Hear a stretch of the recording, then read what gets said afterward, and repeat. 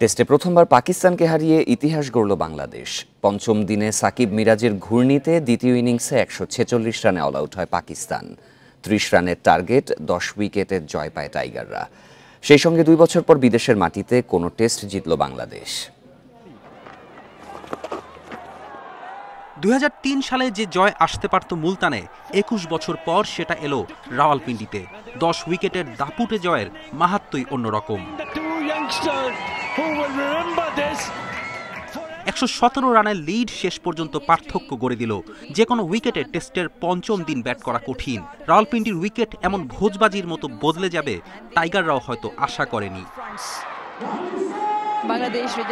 ৪ দিনের batting wicket শেষ দিনে হয়ে গেল স্পিনারদের। ছড়ি ঘোরালেন সাকিব মিরাজ জুটি। দিনের ৯ উইকেটের ৭টি উইকেটই তাদের।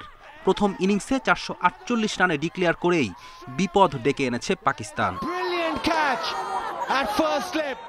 শেষ দিনে উইকেট শিকারের শুরুটা করেন হাসান মাহমুদ। এরপর বাবর আজম, নাহিদ রানার শিকার। পরের গল্প সাকিব আর মিরাজের।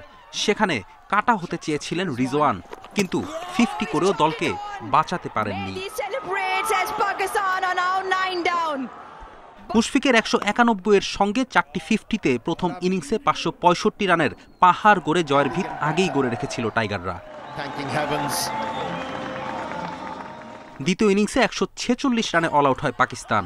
টার্গেট মাত্র ৩০ রান। সেই টার্গেটে খুব সহজে পৌঁছে যায় বাংলাদেশ, কোনো উইকেট না হারিয়ে।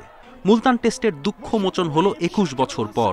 বাংলাদেশ ক্রিকেট যখন বড়সড় পালা বদলের মধ্য দিয়ে যাচ্ছে, তখনই এলো ইতিহাস গড়া এক জয়। ফেরদৌস ইসলাম, ইন্ডিপেন্ডেন্ট নিউজ।